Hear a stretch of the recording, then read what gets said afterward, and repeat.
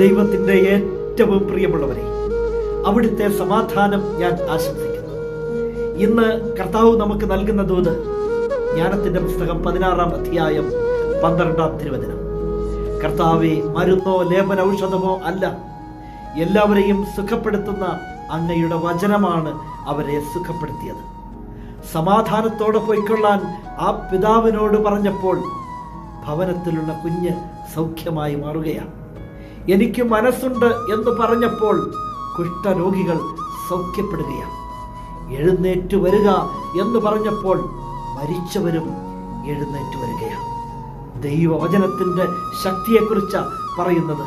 മരുന്നോ ലേപന ഔഷധമോ അല്ല, എല്ലാവരെയും സുഖപ്പെടുത്തുന്ന അങ്ങയുടെ വചനമാണ് അവരെ സുഖപ്പെടുത്തിയത്.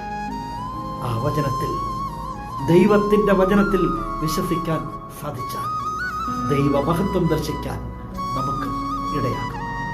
കരുണാമയനായ ദൈവം നമ്മെ എല്ലാവരെയും സമൃദ്ധിയായി അനുഗ്രഹിക്കട്ടെ.